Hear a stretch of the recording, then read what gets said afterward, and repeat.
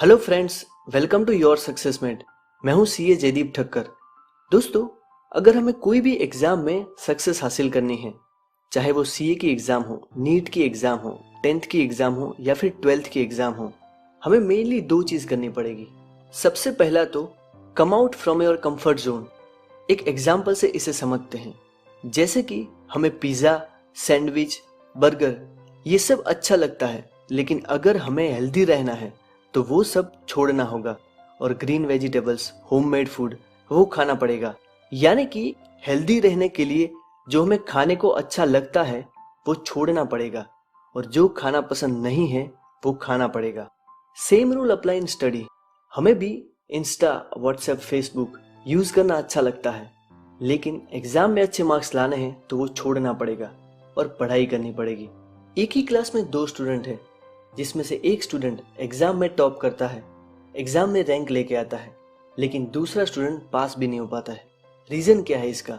दोनों स्टूडेंट ऐसे हैं जिन्हें सुबह उठ के पढ़ाई करना अच्छा नहीं लगता है, लेकिन उसमें से पहला स्टूडेंट सुबह उठ के पढ़ाई करता है, भले उसे पसंद नहीं है तो वो एग्जाम में टॉप करता है, लेकिन दूसरा स्टूडेंट अपने कंफर्ट जोन से बाहर नहीं आता है और वो सोता रहता है, तो वो एग्जाम में पास भी नहीं हो पाता है।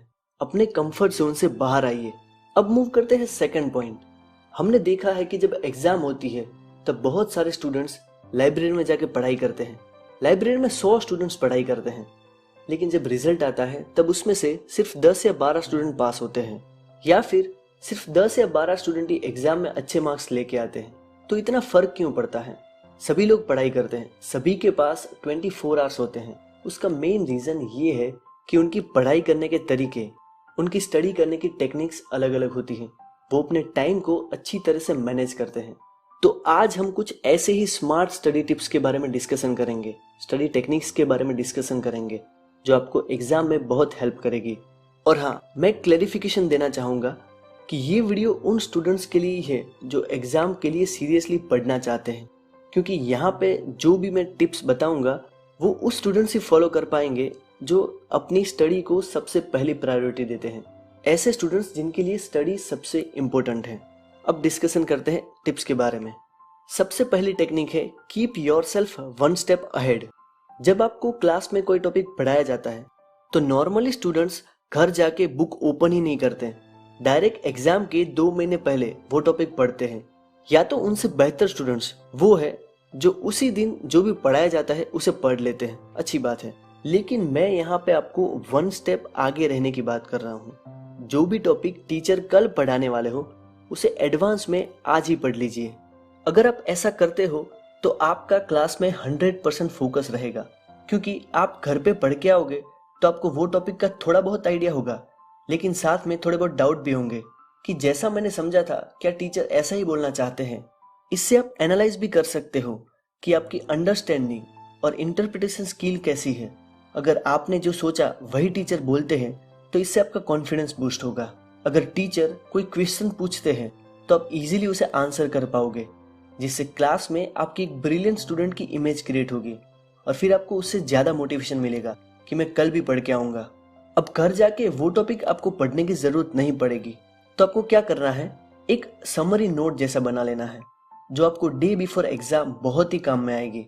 और एग्ज़ाम डे पे जो स्टूडेंट्स कंप्लेन करते हैं कि एग्जाम डे पे फुल सिलेबस रिवाइज नहीं होता है, वो आपका प्रॉब्लम सॉल्व हो जाएगा। यानी कि आप सिर्फ इस एक चीज को फॉलो करते हो तो उससे आपके 3 काम होते हैं। एक तो आपका क्लास में कंसंट्रेशन रहता है, दूसरा आप अभी से सारी समरी नोट्स बना सकते हो, और तीसरा आप एग्जाम डे के लिए अभी से प्रिपरेशन कर रहे हो। लास्ट एग्जाम डे पे क्या पढ़ना है वो आप अभी से डिसाइड कर लेते हो, तो इससे बहुत आपको फायदा मिलेगा। दूसरा पॉइंट है मेक फ्लेक्सिबल टाइम टेबल। अगर आप प्लान वे में स्टडी करना चाहते हो तो डेफिनेटली मैं आपको सजेस्ट करूंगा कि आपको एक rough time table, rough schedule बना लेना चाहिए। ये शेड्यूल फ्लेक्सिबल होना चाहिए, लेकिन हाँ, फ्लेक्सिबल का मतलब ऐसा नहीं कि कल रात को आपने डिसाइड किया था कि मैं आज सुबह 6 बजे उठ के पढ़ाई स्टार्ट कर दूंगा और आप सुबह 9 बजे उठे, फिर आपने सोचा कि चलो कल से ही शेड्यूल फॉलो करूंगा।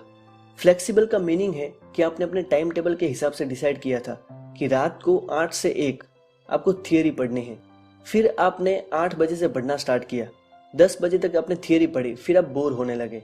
तब आपको फ्लेक्सिबल रहना है, तब आपको क्या करना है, थियरी से आप प्रैक्टिकल पे मूव कर लो। इसको बोलते हैं फ्लेक्सिबिलिटी। ये करने से आपका टाइम वेस्ट नहीं होगा। सो आपको रफ टाइम टेबल तो बना ही लेना चाहिए। अब नेक्स्ट पॉइंट पे डिस्कस करते हैं।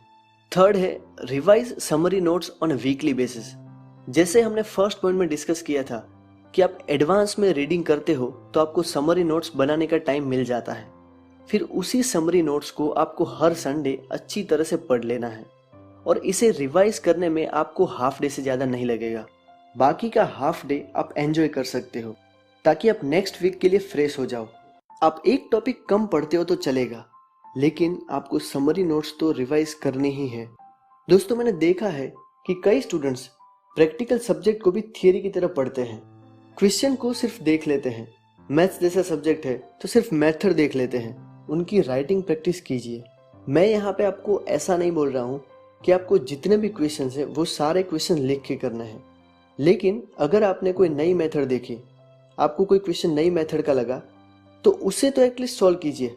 हर एक मेथड का एक क्वेश्चन तो सॉल्व करिए ही। मैं तो आपको यहाँ तक बोलता हूँ कि आपको थियरी सब्जेक्ट में भी सारे चैप्टर्स के एटलीस्ट 3 to 4 इंपॉर्टेंट क्वेश्चंस जो आपको लगता है कि एग्जाम में पूछे जा सकते हैं, उनके हेड पॉइंट्स या तो वो क्वेश्चन एक बार लिख के देखिए, तो आपका एक कॉन्फिडेंस बूस्ट होगा कि आपको थियरी में भी एग्जाम में क्या लिखना है वो आपको अभी से क्लियर होगा। चैप्टर के सारे क्वेश्चंस मत लिखिए, लेकिन जो भी आपको 3 to 4 क्वेश्चंस इंपॉर्टेंट लगते हैं एटलीस्ट उन्हें तो लिख के देखिए, उनकी राइटिंग प्रैक्टिस कीजिए।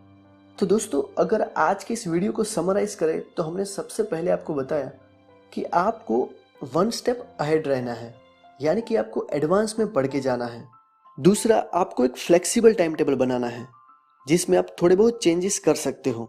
और तीसरा है, आपको जो भी आपने समरी नोट्स बनाई थी उन्हें वीकली बेस पे रिवाइज करना है और थियरी और प्रैक्टिकल सब्जेक्ट के लिए थोड़ी थोड़ी राइटिंग प्रैक्टिस करें।